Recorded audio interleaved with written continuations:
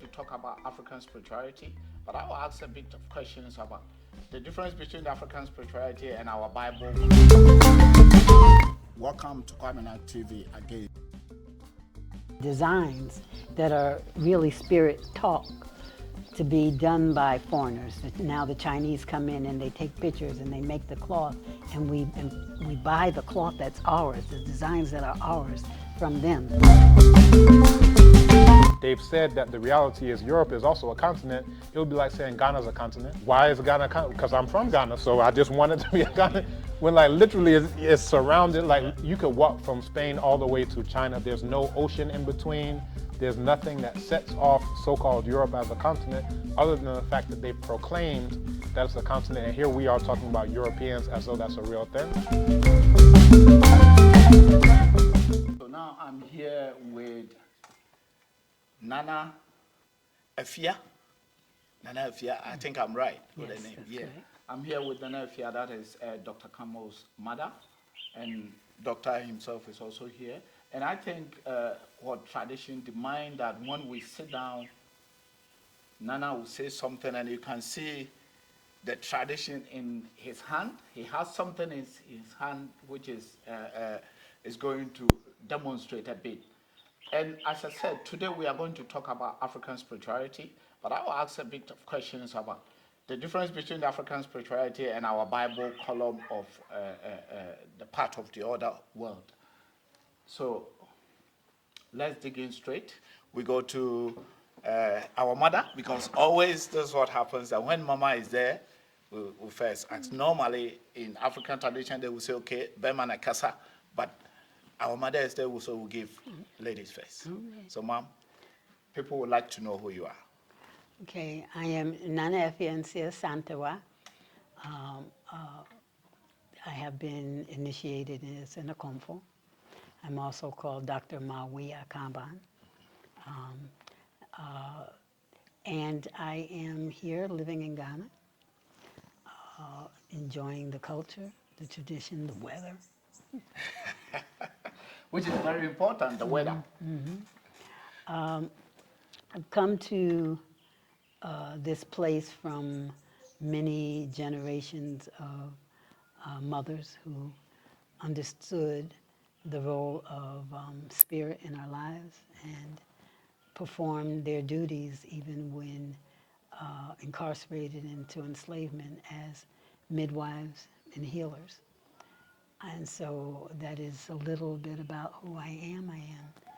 I was married to Baba Kamau Kambon, who recently passed, and we have 3 children, Ayana, Nataki, and Nana Kwame, and 8 grandchildren. 8 grandchildren, wonderful.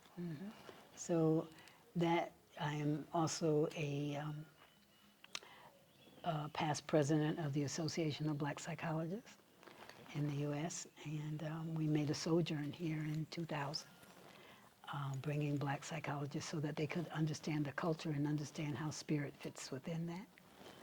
And we continue till today to learn more and more about the role of spirit in that work. So that's a brief synopsis of who I am. Thank you very much, ma'am. Thank you. And we will go straight to Nana Kwame as well. Nana, as tradition demand, you are Nana, so we allow now you to talk. Our mother has to talk first, unfortunately. That is how it is.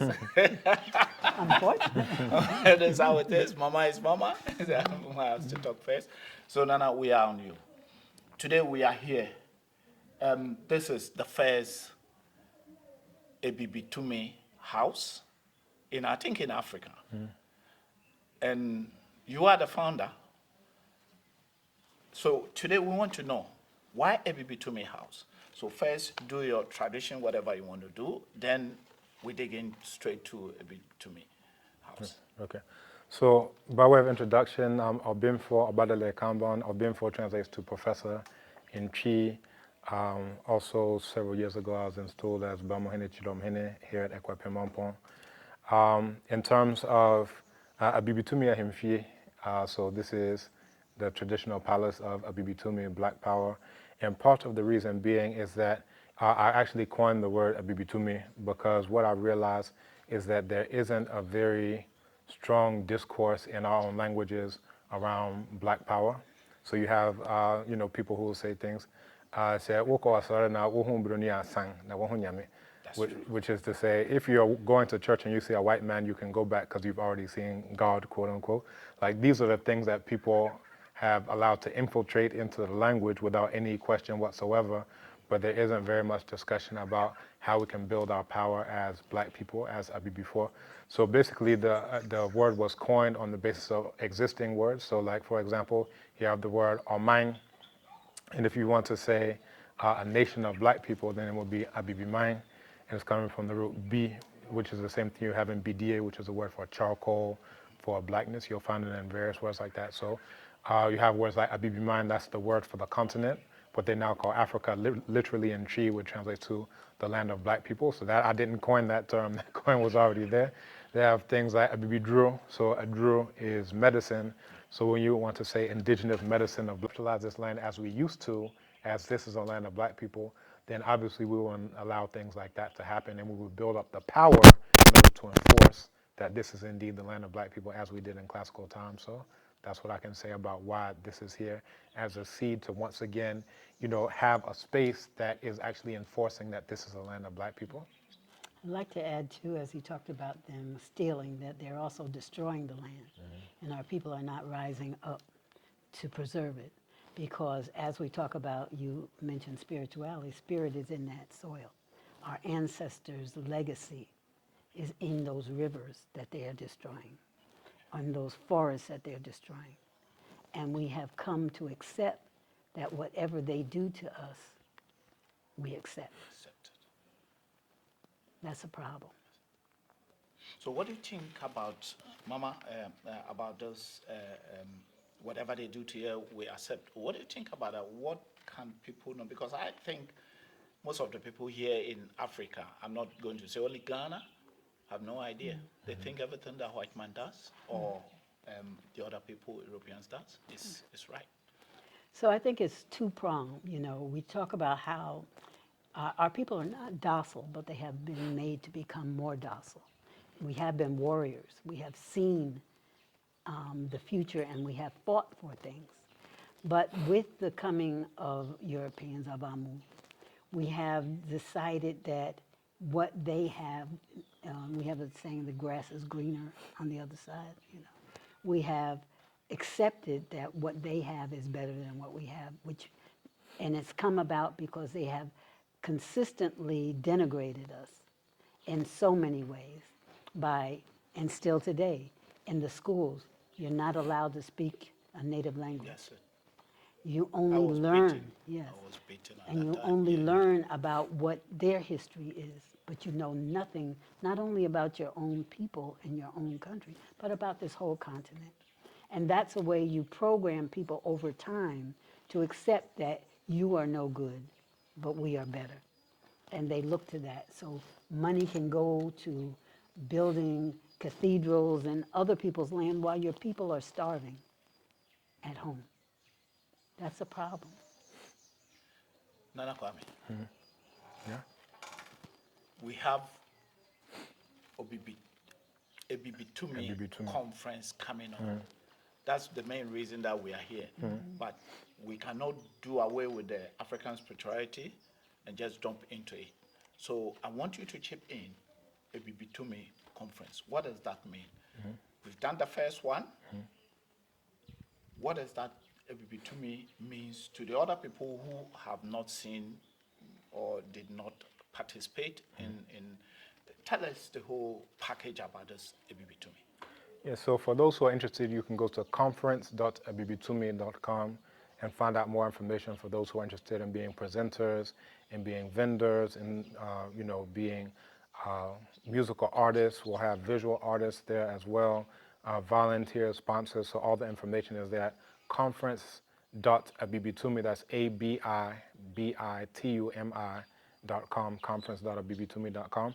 And the first conference was very much about people seeing and feeling tangible models of what Black power actually looks like. So if you look at the structure itself where you're seated, that there is a lot of a story to it in terms of the reason why it has 8 sides is because in classical Kemet, for example, you have the notion of the 8 original Nechiru. That's Amen, Amenet, Nun, Naunet, Ke, and He, and Hehet.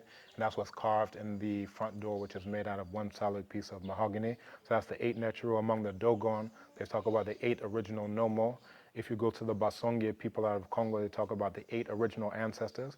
If you come to the Akan, you have the 8 Matra clans. So you find this, proliferation of the number of 8 being quite significant. So that's why we have the 8 sides there. If you look, there's also the Bomborisi, which is the painting that comes from the Upper East, and then also into Burkina Faso, that you'll find the style of painting. And we actually brought people from both Burkina Faso and northern Ghana in order to paint the house, and they were doing it with the traditional, styles that are done there. Also, in terms of, there's an adinkra that I created called Abibitumi. That's a combination of Akoben and Nchinchimie. So combining those two together. And the proverb on the top for Akoben is Akoben Bwane Humema, that when the war horn sounds is when we see the brave men. And then Obrani Kwanye and Nchinchimie, that life's path is twists and turns. And the idea is adaptability. So both, the bravery and then the adaptability combine to form Abibitumi. And that's what you see here as well. You also see the Kanaga mask of the Dogon here. You see the void in the middle of the center here, right, that goes all the way up to the top. And that's coming from the Bambara creation story that they say in the beginning was a void called Fu, and out of that came Gladia, and then came Zo and Yo. From there, all things took shape. So in the center, you find the Dikenga, which is, again, from the Congo. So you see the circle there in the middle, and that's also the eating place. The idea is that the human being is Ntangwa Moyo, which is a living sun. So it's basically, for lack of a better term, a Pan-African structure. It's built out of mud blocks, which is a traditional building style, as well. So, everything about it was intentionally crafted and created, not just to be from one specific quote unquote culture, but, what Kemet actually meant was the land of Black people. And if we really understand that, then we'll understand that the Dogon are also Black people, the Akana are also Black people, the Yoruba are also Black people, the Bakongo are also Black people. And then classical Kemet, one of the major thrusts was to always bring in more Black people and more lands of Black people. So every ruler would say, my southern boundary is further south than my father's. Not my northern boundary. It was always my southern boundary is further south than my father's. Or anyone who doesn't defend this boundary is no son of mine. So like they're always trying to bring in more land of Black people and more Black people, because the idea, and when you get to the time of Jehuti Mes, who they call Tutmos II, he says, my southern boundary is at Wepta, which is the opening of the earth. That is translated to the equator now. So if you look at where the equator is, all the way from the Mediterranean all the way down to the equator, they had gotten just about half of the continent in terms of all of this is incorporated into what is properly called Kemet, what we would now call Abibimane, the land of Black people. And really it's for us to complete the great work, to finish that mission. So the Abibitumi conference, when you came, you saw people who are presenting, for example, Kazi, where they're talking about the agricultural projects that they're doing there in the Volta region. Yeah. You have those who are dealing with block making machines. You have those who are dealing with 3D printing. You have those basically showing tangible models, and Abibitumi itself is a tangible model. Here we're entirely on solar. So, you have people who are, other places, they're paying the light bill every day. And, when they do that, the white people who they pay it to, they're taking that same money to build the prisons and, to buy the bullets to shoot us down the streets that I speak about oftentimes. So here, the model is that we can be, self-sufficient in terms of our energy supply. We also have a 40,000 gallon cistern where we have a water catchment system. So when it rains, we get water. And then we also have a solar borehole to complement that. So when the sun is shining, we get water. So if we're actually talking about power, if we're actually serious about power going beyond the talk, then this itself is a model. So when people come here, we say that inspiration is showing people possibilities. So actually showing people the possibilities through the conference. So we have people who, Nana AIA N has agreed to present out of Haiti. We have Baba James Small out of the United Snakes. You have those here on the continent. So we have Okunle Talawa Adodo out of Jamaica. So you have Black people from throughout the entire Black world who are presenting. Again, last year we had people from Benin, from Burkina Faso, from Togo, from Nigeria, from the UKKK, from the United Snakes, from all over, from Ku Klux Klanada. Everyone came and converged, and they were very much inspired. And now we've had people saying, oh, I want a structure just like how you've built here in Botswana. Now, if we didn't build it, how would someone in Botswana say they want, something like this? The paradigm is people just build a box with air conditioning, and it's basically like a portable coffin, right? So it's like, what's the significance of it? How does it tie into our worldview? What are the building materials? What are the principles that they're using to build? And usually it's just like, oh, well, white people build boxes, so I'm going to build a box. There's no thought to it, but now we're actually inspiring people through our indigenous architecture. That was my keynote, was about how we can use our own architectural paradigms in order to build, and now we're actually inspiring people. So when you come to the conference, you'll be inspired by people, out of Benin who are doing amazing things, people out of Burkina doing amazing things, people out of Senegal, people out of Mali who are doing amazing things. So that's really what the conference is all about, is for you to learn, for you to inspire, and for you to network. We have people on the basis of that who, one of the delegates out of Benin came, and now he's presenting in the United Snakes about, the enslavement process and those who came on what was said to be the last historical ship of enslavement, the Clotilda, and Africa Town. So you see these connections that are being made where people are continuing and forging relationships that are lasting. So that's really what it's all about. And then also on the technical side, so we have the kantankas here. If you drive in here, you have to be driving a kantanka. So kwamina. Kwamina. I'm looking for the money to Kwamina. get a Kantanka. I will get Kantanka, as I said. If you're here, you have to have a phone made by black people. So my own is made in Rwanda. You have to be wearing clothes made by black people. So you already know when you came in, you say you already know that one. You have Yeah, to. that is the You have to reason come I think correct. I have my African wear. It's my cameraman that has to change. Yeah, I was going to mention the cameraman, but I didn't want him to blur the shot because he's angry that we're talking about the white people clothes he's wearing. But this is, I've spoken also that this is really economic warfare. People say, oh, you just like culture. Oh, it's cute. No, this is economic warfare. The billions that we send to our enemies just to look modern is the money that they flip to buy bombs that are being shot down in Sudan right now. Yeah, imagine if we just starve them to death. What if we took money out of that white boy and white girl's mouth, and instead of them, putting it into their factories that are used to destroy us, imagine if we circulated that here. I always say we could pave every single road here in Ghana if we just, on that one single decision. I haven't talked about the whiskey that we import. I haven't talked about the gin that we import. I haven't talked about the schnapps that we import. I haven't talked about the cigars that we import. I haven't talked about, the billion other things that we do to support them. The women's hair, I call it horse fur. Yes. The fur of horses that they call hair. The real hair is human being hair, and that's what we are operating on. But if we looked at any of those things, right? But I say if we just look at clothes alone, we would have enough money to put a space station up. We'd have enough money to launch our own satellites. Anything that we think should be done, we could have flying cars just on the clothes alone. Like, Ghana has the largest secondhand clothing industry on the entire planet Earth. Yeah. I don't know if people are aware. Mm-hmm. And, part of what comes in ends up choking the water, bodies, the streams and so forth. You find it washing up on the shore. It's just so much of a glut of Obruniwe, where the white man has dyed clothing, that, literally is flooded out the entire system. And what it does is it destroys our own indigenous economy for weaving, our own indigenous economy for tie-dyeing, our own indigenous economy that we could use in order to actually build black power. I'd like to add to that all the designs that are really spirit taught to be done by foreigners. Now the Chinese come in and they take pictures and they make the cloth, and we buy the cloth that's ours, the designs that are ours from them instead of from ourselves. So we're not teaching the young people. You go to Bonouye and you see them weaving, the kente, and they weaving the cloth.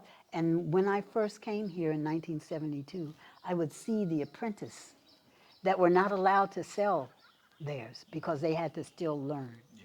And the spirit of the people had to be woven into that cloth, as it is in the prints.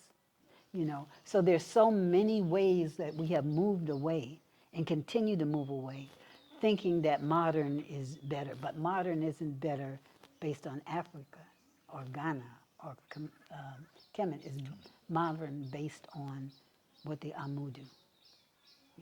That's what is considered modern. we reject that which is ours and accept that. You know, one of the lectures that Nana does is on language as a linguist, not believing that your language is as equal, if not superior, since it was here longer, than someone else's, because you haven't been taught it in school, so you don't know the words, as he will tell you, for computer. But there are words for that. You don't know the words for, you know, solar energy. You don't know the words for nuclear science because you have not been taught that in your language. That's true. But if the linguists were able to pull together the dictionaries and the books, even for our children, so that they could begin to learn on their level, and then when they get adults, you know, that's a rite of passage to move into an understanding of your own people, of your own culture. Our people die for lack of knowledge. That's true. Ma'am, so do you think we the Africans, or let me say Ghana, people don't even know what we are still getting ourselves into by maintaining so-called, let's say the English, and neglecting our own language? Because I know some people that still in some schools or some homes that they don't even speak the native language. Such people, what are you going to tell them? So again, you know, and I'd like him to speak further on this. I do a presentation for black psychologists understanding how language fits into spirituality, you know. So when you do that, you're robbing them of their legacy and of their future, you know, because they can never be white. So when you rob them of their power, you rob them of their legacy and of their future. And so then you are very vulnerable to enslavement of your mind as well as your body, and your spirit leaves, you know. So, you know, I think of the medicines. I see all these pharmacies in so many pharmacies, Yeah. every corner, importing drugs that we have campaigned against in the US because it kills more than it saves. When you have nature, Asasiya has given you everything to cure everything. The combination of those herbs and the understanding of how spirit works with those can cure anything. But we don't want to. And there's another thing, when I came in 72, there were few pharmacies, but there were a few pharmacists saying, begging to get the leftover drugs, which meant they had expired in the US. Wow. But they wanted them here so that they could begin a practice. Wow. That's how warped the thinking is, because you're not taught to be proud of who you are. So when Ghanaians go abroad, they're proud to be Ghanaians, but they quickly adopt the foreign ways. And they come back and look down on their own people for not knowing or being that way. That's true. They forget that when you come back, you share. You know, you have been privileged to go get more money, but also you have been robbed, that you didn't understand that you were only going there for a purpose. And that purpose was to be able to have a little bit that you could come back to build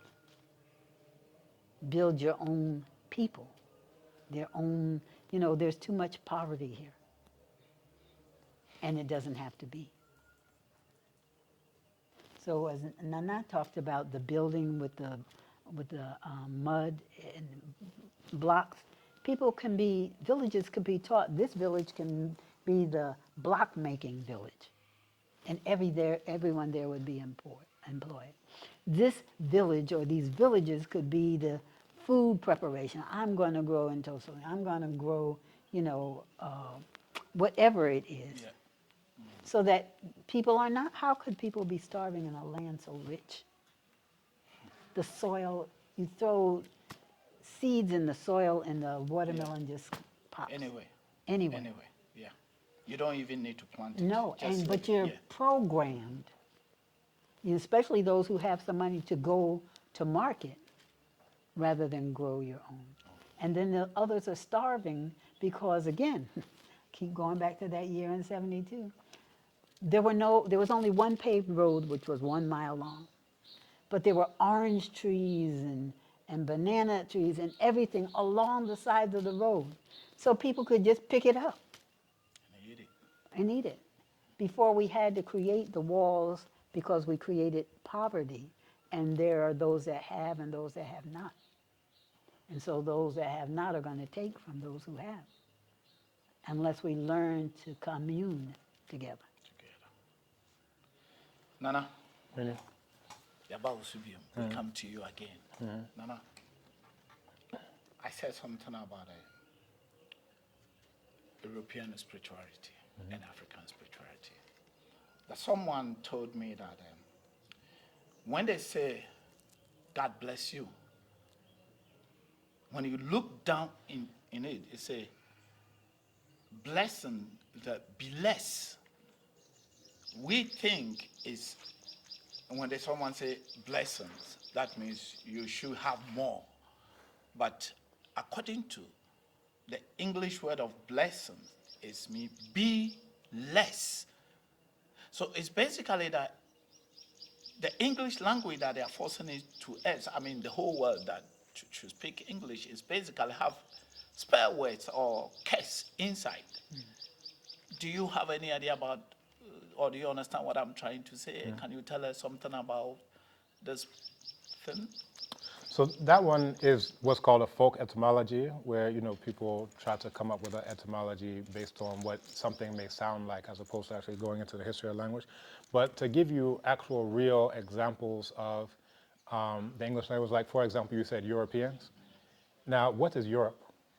Right? If you look at a continent, if you are taking a test to ask you name the continents, and everyone will say Europe, right? They have European Union. UEFA Champions League, everything Europe. But if you actually look at a map with your own eyeballs, you'll see that this thing that they call a continent is just the westernmost peninsula of the entire continent, which is called Eurasia. But because they control the language, they can literally get you to say that this thing is a continent, and you're literally acting like it is. So there's a quote by Nana AIA N, where he says, "Power is the ability to define reality and have others respond to your definition as though it were their own." So this is an actual example of that. They've said that the reality is Europe is also a continent. It would be like saying Ghana's a continent. Why is Ghana a continent? Because I'm from Ghana, so I just wanted to be a Ghana. When like literally it's surrounded, like you could walk from Spain all the way to China. There's no ocean in between. There's nothing that sets off so-called Europe as a continent other than the fact that they proclaimed that it's a continent. And here we are talking about Europeans as though that's a real thing. Now in classical times, Nana has used the term Amu. Now in Kemet, what's written as Medu Neter, what they call hieroglyphs, they refer to all of them as Amu, which literally translates to foreigners. So we call ourselves Kemetiu, which translates to black people, but we never called them white people. We called them foreigners. They're foreigners to the land of black people. And in that, if you read the Battle of Kadesh, this text of that by Ramasu Usamat Rasa Tepen Rasa, they call Ramesses II. He groups all of these, those from what's now modern day Turkey, those who are from what's now modern day Lebanon, those who are from what's now modern day Syria. He has a term for all of them. He says, "O Amen, what do you think of these Amu, wretches who are ignorant of Neter," right, the divine spirit force. So he's grouping them all together. But nowadays we'll say, oh, well, there are Asians and then there are Europeans.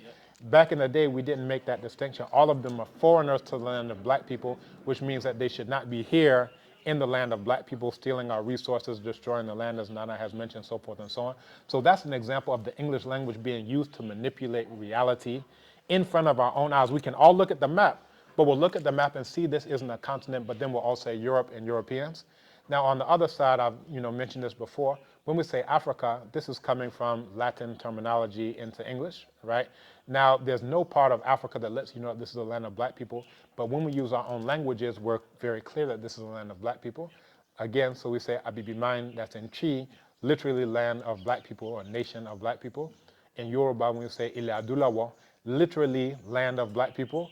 In Bambara language, what's called Bamanakan, they say Farafina, literally land of black people. And Wolof, which is spoken in Senegal and the Gambia, when we say Reo Nitkunyo, literally saying land of black people.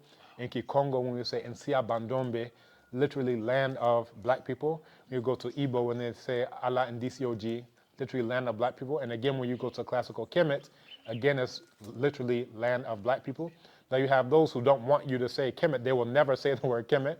So the so-called Europeans that people talk about, they will never even mention the word Kemet. You can be at a Smithsonian exhibit, you can be in the Louvre, you can be in the British Museum.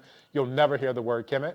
They'll say ancient Egypt. Why? Because once you understand that means Kemet, then you understand, hold up, if they're calling it land of black people, what did they actually do on the basis of calling it the land of black people? How did they preserve it as a land of black people? How did they keep non-black people out of the land of black people? What did they do on that basis? So, I think that this is really to the point about what English language does, is that once we adopt the language, now we just say African. Well, who's African? Abibitumi conference is all about, so that we can actually get people to understand some of these types of concepts and to start thinking sensibly, as we used to do. We used to say this is the land of black people. Even the Greeks, when they say Ethiopia, literally land of black people. Even when the Arabs, when they say Bilad as-Sudan, they're saying literally land of black people. But now they come up with the English terminology, Africa, that doesn't mean anything related to black people, and we just absorb it, and we act like, this is a term, and then we'll readily claim it. I'm a proud African. Well, what does that mean? When did you start using even that word? But if you say Obibini, it's very clear, and the Lebanese, no matter how long they're here, there's a proverb in Wolof that says, Lubant yag yag jindoch, du takmo sopeliku mukjasig, and it translates to, no matter how long a log remains in the water, it never becomes a crocodile. We have a similar thing in Chi where they say, that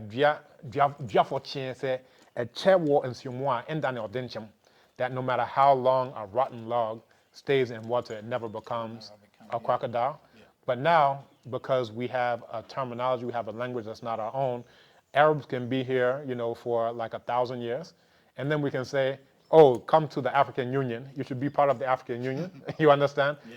Look at what's actually happening. And then when Haiti applies to join the African Union, that has more black people than many countries, now they say, well, They you're say, not, no, you're not exactly, African. you're Yeah. not African. We've adopted the terminology, and along with the terminology comes these types of things. So, ukiridhi jina ridhina mambo yake, and that's in Kiswahili. It says, he who adopts a name must also adopt its affairs, right? If you inherit a name, you must adopt its affairs. And this is what goes on, is that we've inherited a name, so now the affairs that goes on with it are really related to confusion, where we're in bed with our enemies, and then we're keeping out our own kith and kin brethren because we've adopted the term. So that's what I can say on that. And with the Abibitumi conference, that's why anytime we had a presentation, we had it translated into Chi so that people can hear it, people can understand it, and we're using our own terminology. Nana? Yeah, I want to add to that too, again, because all of that is about power. If you keep a people ignorant, then they become powerless. So there's not an accident that it's called ancient Egypt, because if people knew that they were the source, the foundation of such a great civilization, they couldn't walk around with their heads down. They would be shouting it, and shouting it more than they shout. You talked about, well, I don't really want to get into that yet, but the words that people use that then releases power for others. So, I have to get into it, because when you talk about God, where does that word come from? What that is just a German word. But we have made it become something more than that. That's true. Something that is meaningful to them that had no meaning for us. Okay. So we talked about, for us, Chi Nyame, and all the appellations of that. And people still use that, some in churches, because they don't understand how their power is being taken away. And that if we continue, there will be generations later that refuse to talk about Nyame, that refuse to talk about Odamankama. But they will only know that German word, God. God. And if I can, briefly speak to this, it's like if someone is describing something and they say, okay, well, here is an animal. Let me describe an animal. It has legs that are 6 feet long. It has a neck that's 6 feet long. It has spots all over its body, and it eats from the tallest of trees. And you wouldn't say, okay, well, that must be a tortoise. It's like, well, no, that description doesn't fit. And then vice versa. If I say, oh, here's an animal with a hard shell, it has claws for digging, it can live over 100 years, and I'm, describing, you want to say, oh, that must be a giraffe. It's like, well, no, they don't have a hard shell. But this is essentially what's happened. They've taken, again, I've mentioned this before, in Codex Argenteus, what's called the Silver Book. This is a translation of the so-called Bible, and it's the first time in writing that the word God has ever appeared. And this is only around, let's say 1,500, 600 years ago. And it means that, so the people who've been living for millions and millions and millions of years, those would be the people who are closer to, understanding what it is than getting the Johnny-come-lately German tribal deity. And when they describe this Germanic tribal deity, they'll say this is a man, right? And then when they depict the German tribal deity, it's a white man on a cloud who looks like an old man and so forth. So you're describing something that's not what we're talking about, because when we talk about Arade, that's the feminine aspect, and Nyonkopon, that's the masculine aspect. You understand? Arade, Nyonkopon. When they say Ata, Na, Nyongmo, Ata is the father, Na is the mother, and then Nyongmo is the word that we are translating as the creator, the supreme being. If you look at Mau, Lisa, when you go to the Fongbe language, they have Mau, and the same thing that you'll find here in Ewe. But when you look at the other Gbe languages, because of the influence of English, people will say Mau and they'll say he and they'll write it capital. That's because of the Ewe Bible, right? They just cut off the Lisa, but Lisa is actually the masculine aspect, and Mau is the feminine aspect. But look what happens when the equal sign has killed our concept of reality, that now you have people who don't even understand that Mau is really referring to the feminine aspect and Lisa as the masculine aspect. So I've given a talk that said the equal sign will kill our people because it literally kills our concept of reality. So if we're saying that the supreme being has both masculine and feminine aspects, well, obviously they can't be describing this creature called God, this Germanic tribal deity.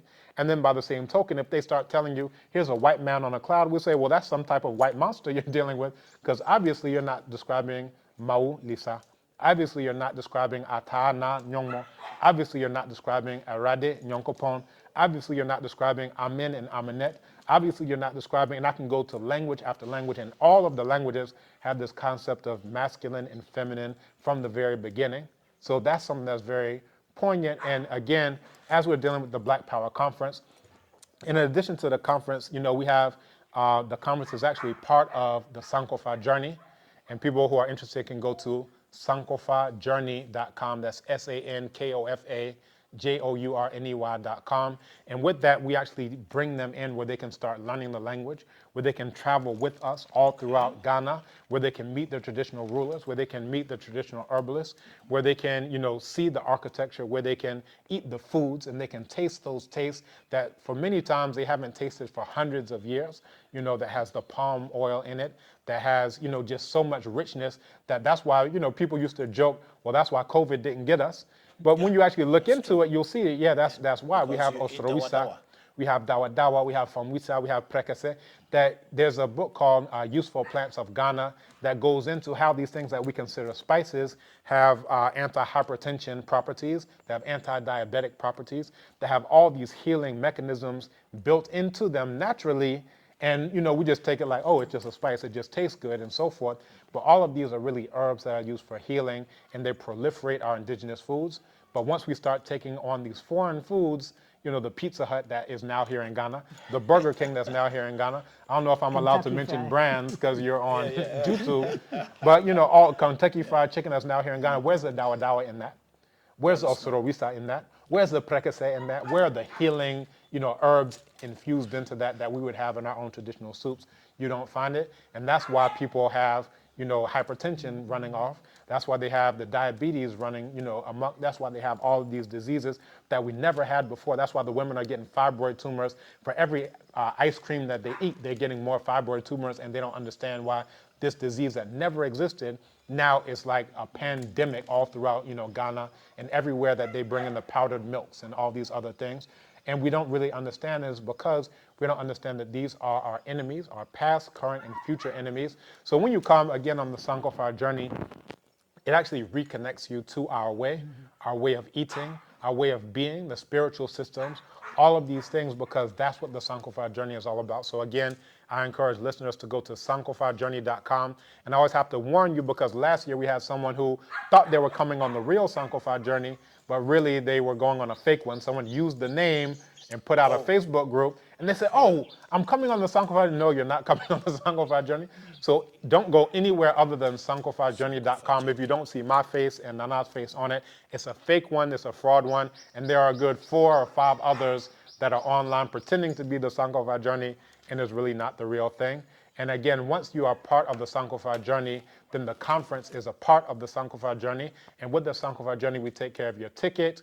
We also take care of your lodging. The conference is once again part of it. You'll have an amazing experience. And that's really, if you see me for, as I am now, a professor at the University of Ghana, teaching Chi, teaching Medu Necher, what they call hieroglyphs there, doing all the things that I'm doing, it's because of the Sankofa journey, my mother bringing me here in 1998, and that changed my entire life's trajectory.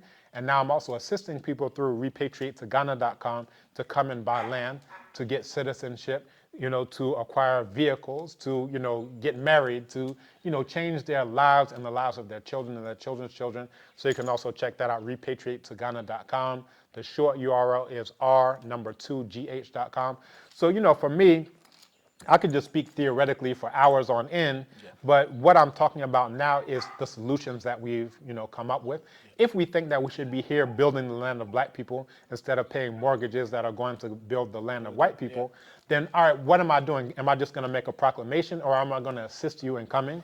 If I'm saying that you need to come here and visit the land of our people so you can see what it's like and experience what it's like, am I just going to give a lecture and then you clap and go home and keep doing what you're doing? No. Or are we going to build the Sankofa journey over the course of 26 years that has the reputation, that has the genuineness, that has the real responsibility of connecting us with our ancestral way once again? That's what we're going to do. Am I just going to tell you should learn the language, or am I going to found Abibitumi so you can learn the Chi, learn the Yoruba, learn the Wolof, learn the Kiswahili, learn the Medu Necher? For me, the actual work is much more important than making proclamations. Over the course of years, people have made proclamations that, oh, the whole continent should have one language.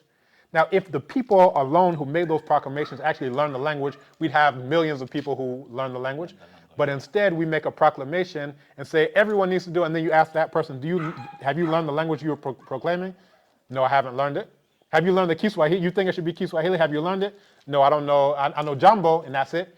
So I say, if we actually just did what we said that we did, we'd be a lot further along than the hypocrisy. And for me, hypocrisy is a bigger social issue than the tribalism, quote unquote, the primitivism, the mysticism, everything else that we can talk about. It's the pure hypocrisy of us saying we should do something, but the person who's saying it should be done isn't doing it themselves. I'd like to also speak to the Sankofa journey, and as he talked about the kinds of things that we try to do. A lot of people bring people to Ghana, and Accra is it. Accra, Nightclubs.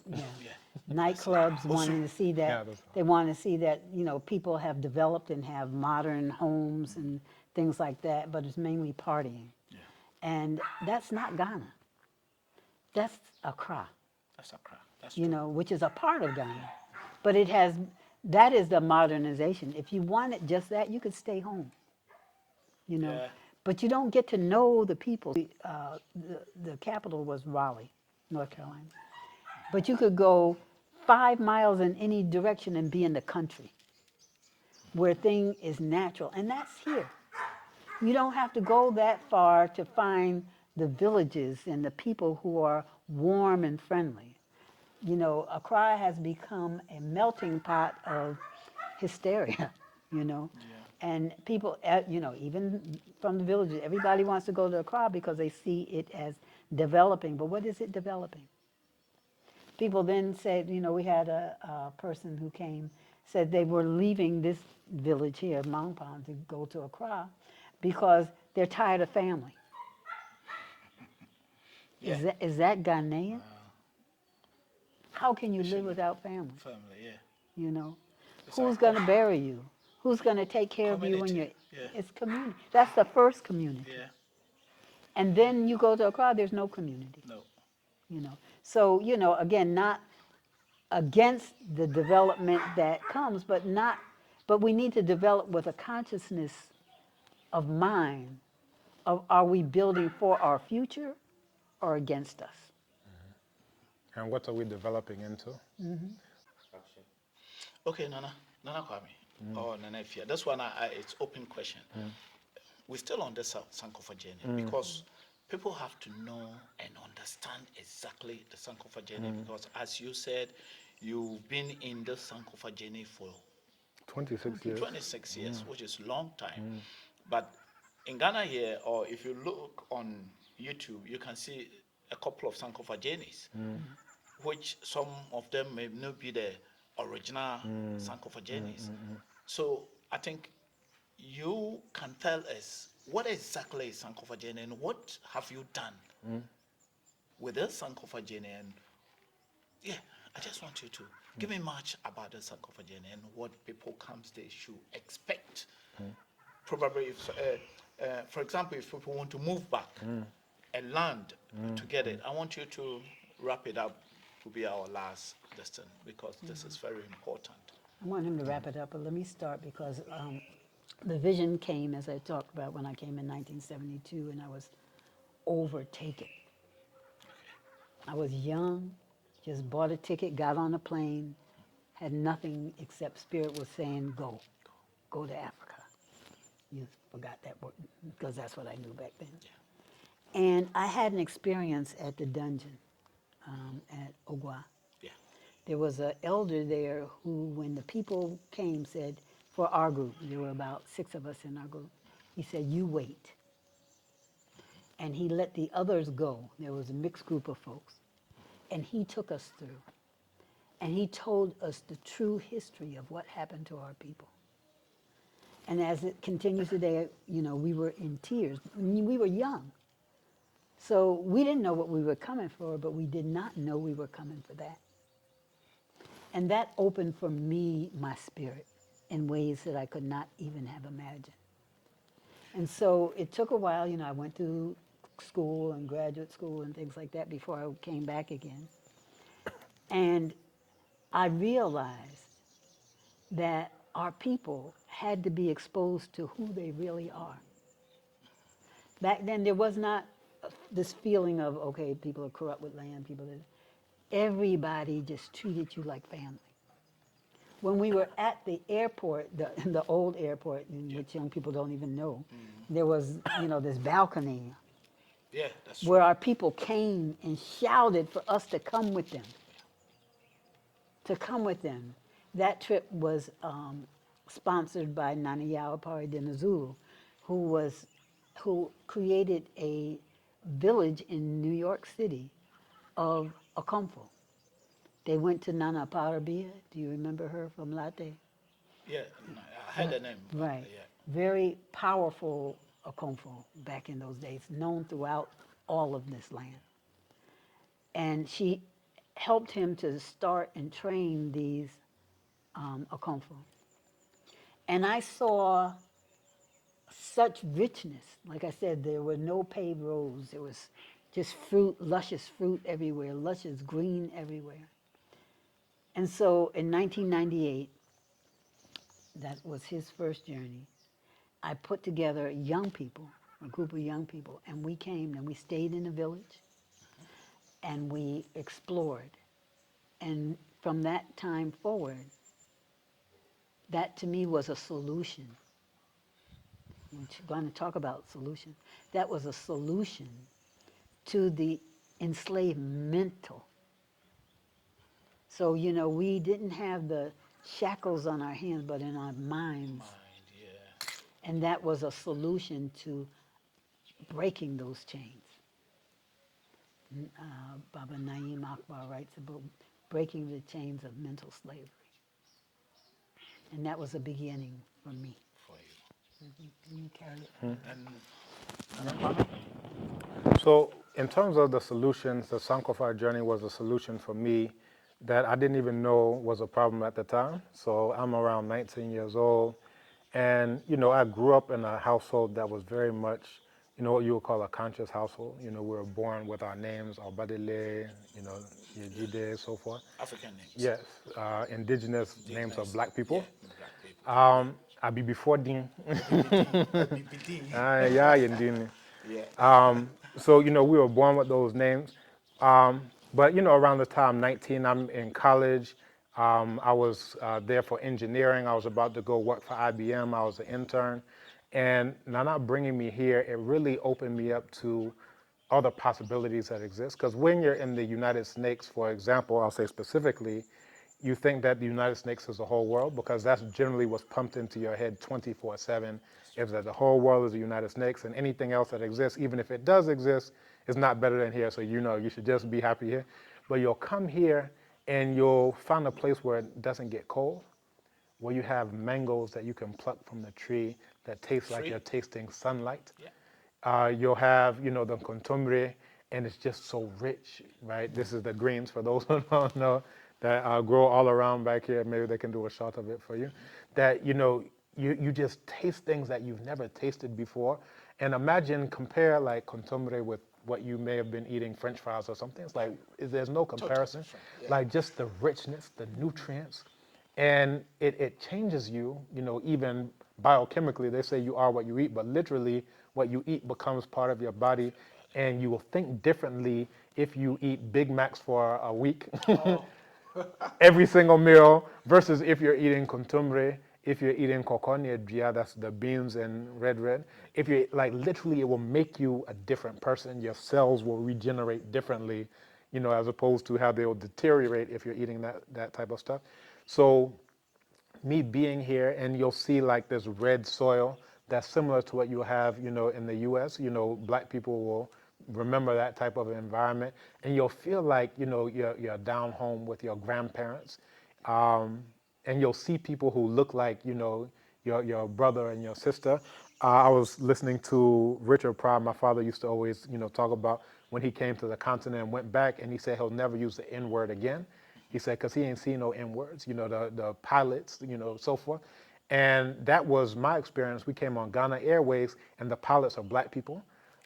And you don't even realize that it's mind-blowing until you're sitting there and you're like, you know what, I haven't been on planes where there are nothing but black people. And the flight attendants are all black people, and everybody on the plane is all black people, and you're flying through the air for hours, and you know, it's something that's very, very different and very special, and it doesn't hit you until you're here, and you come to a place where everywhere you look in front, you look in back, you look to your left, you look to your right, and it's nothing but your people. It's not white people following behind you in the store like, oh, you may have stolen something. No. When your grandfather owns the store, you see, it's not, you know, these types of things, you know, where the white teacher says, oh, put your hand down, you don't know the answer, just go to special ed, you see. These are the things that happen every day, and we think that is normal, we think it's regular, or you're driving down the street and your heart jumps because there's a police car behind you.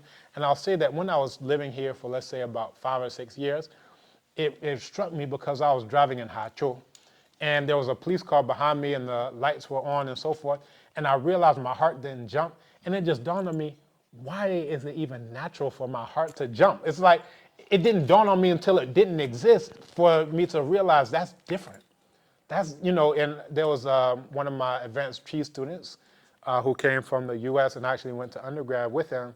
He said that he was in the store and he realized that he wasn't being followed around. And, you know, some people say they do it because you're black. We said, no, they do that because they're white and that's what they, you know, do.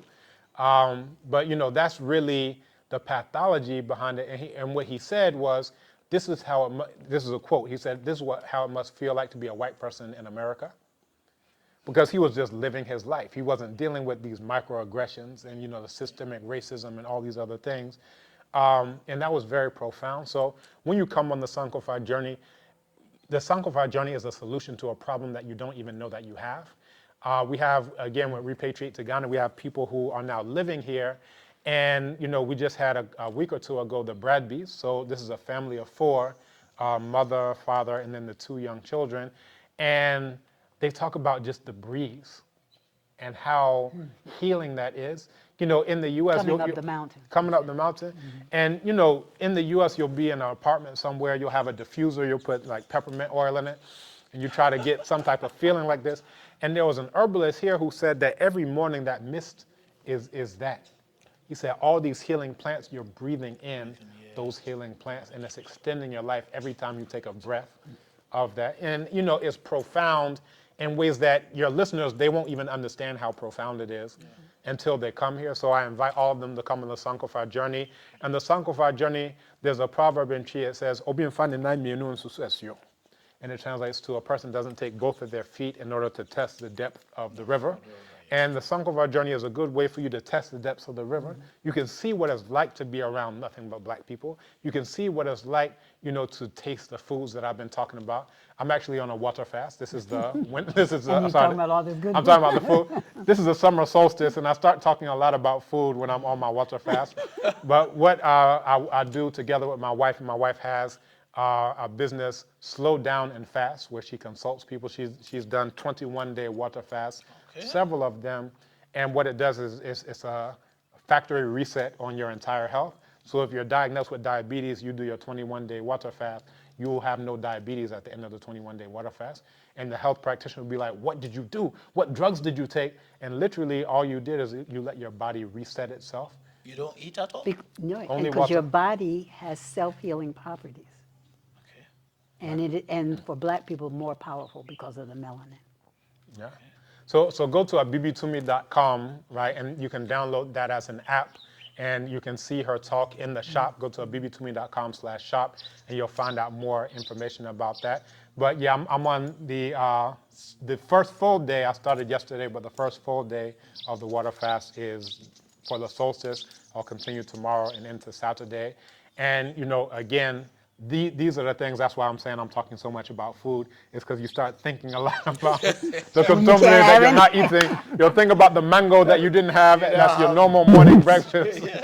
But I also want to talk about the picture behind us is Nana AIA Kambon, and this is my father, one of our most recent grandcestors, I say great grandcestors, and we have a documentary about him called Quiet Warrior.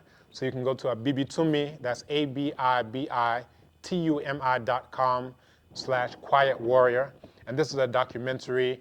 And on there, you'll see an amazing trailer that we put together. There's the intro and then the trailer. And this is a documentary about this great warrior scholar who was a true solutionary. He was about coming up with solutions for black people as the black race, so that we can finally solve once and for all the number one problem on the planet Earth. So awinen.com/shop, SHOP. We also mentioned, again, the Sankofa journey, where people can come and reconnect for those who, once they've tested the depth of the water and they realize that they want to come here and settle permanently and get citizenship and, again, change their trajectory for their children. I just picked up on the way one of our repatriates. We helped him get married to a Ghanaian lady, and they have a child together. Wow. Now look at how different that is for his child and for his children's children and so forth, that now they're able to grow their own food. And that's what he's always bragging about. Hey, I got some plantain. Oh, I got some peppers. Literally anything you throw down is growing, and he's, there and willing to share. So these are some of the things that, are the solutions that we come up with. And again, the Abibitumi conference is that as well. Go ahead, Nana. Again, going back to Sankofa journey, as he said, you test the soil. Yeah. You touch the soil. And because we are leading it, we're helping to guide you to places where you can get the real authentic experience of being here on this soil. Most come, just for a vacation. I don't believe that you should take African people, black people, commit you on vacations to African lands. They need to be a part of what is going on. You can go to, the beaches in the U.S. and relax, but the experience here is that you get to experience tens of thousands of years of a people's just by being with them. They may not even know, but because they love that they're Fante. They love that they're Akan. Now that creates problems sometimes, but they love who they be because who they have been. And that's what we try to expose them to. We try to expose them to the nature role, the nature role part of what is pretty common throughout this continent. But you have to go with people who appreciate that, who understand that, who want you to know that. And then I say, if you want to come back and then just go swimming in the pool at the hotel, that's you. You know, you can do that on your own. But you come on the Sankofa journey. We want you to know Ghana. We have taken them to Benin, to Togo, to Ghana. You know, we were going to Senegal, but then COVID came, so we never were able to do that. But this is an example of the richness of a people throughout this continent. And that's why we can't let you just lounge in a hotel by the pool or on the beach. On the beach, And what I can say is that really it's a, Nana said experience is really a full sensory experience. So if I talk about the sights that you will see, like I can't convey that. I could write a dissertation and it really can't convey just what you will see, the sounds that you will hear, the taste that you will taste. I've been talking about food. I'm not going to do that. Let me just say one more thing. One experience we took, a group of psychiatrists and psychologists came one year. And, you know, typically in the U.S., they're not all naturally, you know, they came because one of their sisters who loved Ghana asked them to come. And they came with also, at that time, a group of young people out of a major city in the U.S. who were, you know, developing a Pan-Africanism. Well, those, I'd have to say that those psychologists and psychiatrists experienced more. I didn't even realize, we went to that sustainable village, and they were going to feed us. And they used calabash, and they cooked outside, which is pretty normal for us to see. That's true. But it wasn't for them.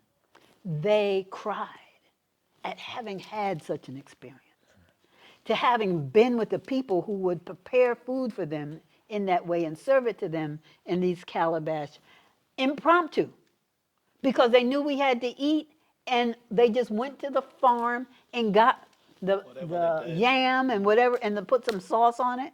And they were thrilled. And then they had to go to the outhouse to toilet because they didn't have anything in Yeah, that's true. Yeah. you know. But they Natural. did not complain. In fact, they talked about what a rich and rewarding experience. Now, we don't take people to outhouses everywhere, you know. But for that particular one, which was our first time there, the love that we got from the people and the love that was shared by them, all of them shared the love, even the young people. But that particular group were elevated to a level that they had never thought they could be. Then I want you to say something about, if someone comes to this area, someone has been with the Sankofa group and has come and he said, come on, I want to stay. I want to be part of Ghana. I want to be here, to be on my ancestors' land, and he want a place to build. Can you tell us a bit about, because there's a lot of problems with Ghana lands, so many litigations, you know. So what can you tell us, you being one of the Adishie or Ohene in this area, what can you tell us about someone who wants a land? I want us to do it. Yeah, so through Repatriate to Ghana, and again, that's repatriatetoghana.com, R2, the number 2gh.com. That's exactly what we do, is we assist people with land. So I just mentioned the Bradby family, they have land right down here. So if you look over the balcony, you can see where their land is further to the west side here. A little bit southwest of here, Asantu Kweku Maroon, another repatriate through Repatriate to Ghana, who has his land, and he has a beautiful view. It looks like a screensaver. We always say he has a screensaver view that he wakes up to every day. We have Waterman, another repatriate repatriate the Ghana client. So he has his land also in Montpont. On the other side is right along a stream that flows. So he said he wants water. His last name is Waterman. He said that he wants water, land with water on it. So we got him water with a beautiful stream that flows even during the dry season. It never dries up. I can list, there are so many people who we've assisted with land. And, because of not only being a traditional ruler, but being here for 16 years, that people always come to me, oh, we have this land. Matter of fact, the one who does my ahenema, that's the traditional shoes that I wear, he says that right here, matter of fact, right down this road that you passed to come, they have a plot of land for 60,000 Ghana cedis. That's just a little over $3,000, something thereabout. Beautiful, land, rich land, fertile land, So, these are the things that, I can tell people about because I've been here. And then I also know the process in terms of the site search, in terms of the survey, in terms of the site plan, in terms of the indenture, in terms of the land registration. We have people at Koforidua. Just 2 days ago, I was at the Lands Commission in Accra because we have someone else who has all their indenture together and they just need it to be registered. So we're at the last stage of that land. So this is what we do, for those who come back, is that it's not enough. That was one thing when they said year of return. It's like, okay, well, they return on a tour and then they go back, then they spend the rest of their, thousands, back in the United States and the UKKK and Ku Klux Klan. But when they repatriate, it's like they've literally robbed Fort Knox of $1 million because all of the money that would have been going to mortgages over, the next 40, 50 years, all of the money that would have gone to a car note over the next 40, 50 years, all the money that would have gone to groceries, that would have, all of those, $1 million that would have gone to prop up the system of, white world terror domination, that's coming here. And, with the Abibitumi conference, some people think that conferences are about the topic of the conference. But when non-black people have conferences, the conferences are really about the cottage industries around the conference. So they're having the conference because their uncle owns the notepad factory.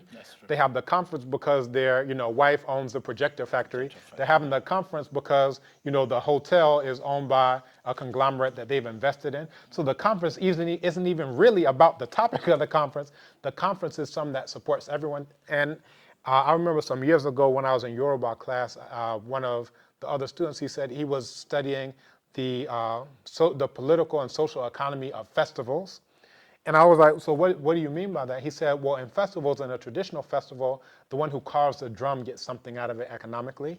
The one who taps the palm wine gets something out of it economically. The one who weaves the cloths that need to be worn gets something out of it economically. And, you can go on and on. And I thought that was very profound because if you look at festivals now, there's almost nothing that's produced, is financed by Coca-Cola. I remember when I went to Oshun Oshogbo, it was literally financed by Coca-Cola. They had the signboards and so forth and so on, the clothes that people were wearing, just like hats, they're trying to look modern and so forth. And they wanted to drink Coca-Cola. And they wanted to which is poison. Exactly, which is poison. So like all of these things, it really, painted a contrast that before these non-black people were here, everything about the festival enriched ourselves. Meanwhile, now, if you say it's a festival, they're getting the sound system from somewhere. They're getting, the drinks from somewhere. Even the ones that they pour libation with are coming from the Netherlands, and they'll insist it has to be the one from Holland before you can bring the schnapps. So it's like literally every festival now is enriching our enemies and we get nothing out of it. And that's the difference with the Abibitumi conference is that really the topic of Abibitumi Black Power is very important, but more so, growing up, the conferences that we used to attend, they're talking about how can we improve our psychological health, and it's held in the Hilton and Marriott. Well, the best thing to do is not hold it in the Hilton and Marriott because that's improving the children of the owners of it. That's improving their psychological health and their lifestyle and their expenditures. And now they got a private jet. We've improved the psychological health of the owners, but meanwhile, the money that we've given out is actually decreasing the psychological health of our own children because the thousands that we spent could have gone to something that's going to be a legacy for our own children. So when they come here, this is something that's different. This land is owned outright, into perpetuity, you understand? This is a structure that's built by black people. All the things that are going on where they're, coming from, where they're attending conferences, they're having a black economic empowerment conference at the Sheraton. It's like, what's going on here? And because everybody's doing it, no one will say anything about it because they're about to hold one at the Hilton. So it's like, what's really going on? But the reason why we can speak to it is that we've actually developed a model. We've actually developed systems and structures and infrastructure around Black Power. So it's more than just a lecture. It's more than just an event. This is actually an ongoing process of how you can reintegrate yourself here into the land of Black people, and you can actually connect with those who have similar types of models from throughout the continent as well. So, Well, let me just add emphasize those 2 points. It teaches you how you can do. exactly, Okay. That's really you coming and absorbing and feeling good. It's how you can replicate Exactly. this so that it can continue, because all the answers are not here. It is to stimulate you to get some of the information and then to continue to communicate so you can develop it further and your children can even develop it more. I just wanted to add that. yeah, absolutely. And just in terms of the ongoing process, that once people are part of Abibitumi, many of them are invited to be part of a deeper process where we work together, where we study together, where we build together, where we, for example, invest in land together, where we contribute to libraries together, all these different things. Like, that's really what Abibitumi is about. People who aren't on Abibitumi, they want to stay on white, social media, whatever. They really never even see the inner circle. So it's like Adinkrahene, which is a circle inside of a circle inside of a circle. It's once you start coming to the inner circle that you really see, oh, wow, these are the works that are going on. This is how that person was able to acquire land. That's how that person was able to get citizenship. That's how this person set up their solar. That's how this person set up their biogas. And they don't get it because they're just feeling good because they're listening to lectures of Nana Amos Wilson saying, we need to do for self. And then they clap and say, oh, he's so erudite, he's so eloquent. Now let me go to the next video on a white platform. It's like, what's really accomplished with that? But when you're on Black platforms, that's where you really get a chance to integrate into what Black people are doing on the ground. So, for me, I've done quite a bit on the ground in terms of being a professor, in terms of founding Abibitumi, having the Abibitumi conference. So for those who want to engage with us, again, download the Abibitumi app, Abibitumi. That's the Abibitumi app. Abibitumi translates to Black Power in the Tree language. You can also go to the sankofajourney.com. Don't go to the fake Sankofa journey. I've told you. Again, last year we had someone who was very disappointed because she thought she was coming on the real one. She was coming on the fake, fraud, illegitimate, nasty, so-called Sankofa journey. So this is sankofajourney.com, sankofajourney.com. Also the conference, abibitumi.com/conference. You can get to also conference.abibitumi.com. Again, abibitumi.com. And many of I think when I quit YouTube, I had somewhere over 10,000 subscribers. And I just quit like about 5 years ago. I said, I'm not uploading anything to YouTube again. And people were like, well, where did he go? I said, the fact that people are asking where I went means that they didn't listen to a single word that I said. But if you're interested in some of the videos that I've been putting out over the last 5 years, you can go to abibitumitv.com. And again, we have videos that are there. Paid subscription, we have free videos as well. Quite a lot of content is put out there. So again, those who are my followers who didn't follow me, you can finally follow me to abibitumitv.com and find out more about that. But there's a lot that's going on, and we really like to see how you can engage and replicate and really change your life for the better. And that's what the Abibitumi conference is all about, transforming your life. Sankofa Journey is all about transforming your life. Repatriate to Ghana is about transforming your life. And the documentary, abibitumi.com/Quiet Warrior, will show you the journey of Nana Kambon, who transformed his life. So anything you see me to be is coming because of Nana Kambon, because of Nana Efiansian Asantewa. So if you think Obenfo is doing a good job, if you'd like to see yourself and your own children actually honoring you, as opposed to saying, my parents are hypocrites. They talk this black talk, but then, they're paying white people their, light bill and water bill. If you actually want your children to respect you on a deeper level, it's about them seeing you actually be about what you say that you're about. And we've offered opportunities for that. There's a proverb in Wolof that says, "Ndoktu fatiyonam," which translates to water doesn't forget its path. well, we've cut channels and paths for the water to be able to flow back through so that you can come back to remember. So if you know what Sankofa, Yenchi, that if you forget and you go back and take it, we don't taboo that. We actually encourage you to do that through the many ways that we've made available for you. So again, with the documentary, you can become a producer, you can contribute to it, and you can even be in the credits if you so choose. So go to that site as well and check out what we're doing. I also wanted to mention too, I do healing retreats Okay. in the U.S. and I'm going to start them here in Ghana too. And you can check those out through blacktherapycentral.com, blacktherapycentral.com. And Benue Center. And it's at the Benue Center. So the Benue Center is the land that was our home in the U.S. that we have developed into a event center and like an Airbnb. And so that is Benue Center. And Benue Center is as a result of the Benue Center we used to have in Raleigh, which was part of the Blacknificent Books and More and Benue Center. So now it's its own place where people can rent space. It's on 5 acres of land, almost 5 acres of land. And we encourage you to do that and to check out Black Therapy Central for the healing retreats that I will be doing. And Benue is Bennu. So for those who are doing Right. searches, Benue Center refers to the Benue bird. Before there was a concept of the phoenix, which I'm sure people have heard of, there was the idea of the Benue bird that would expire in fire and then would rise once again out of the fire to spread knowledge and wisdom throughout the world. That's where the Greeks and the Romans got it from. So all these concepts that you think are original, when you come back to our own traditions, you actually find that. So that's the word Bennu, Bennu, Benue Center. So Nana will be going to do a healing retreat. And once you've gotten that healing, you can come back home to the Sankofa journey. We would love to welcome you with open arms, back home, back to your people, and back to your true birthright. So, Nana Kwame, when will be this year's Abibitumi conference? Yeah. When will that be?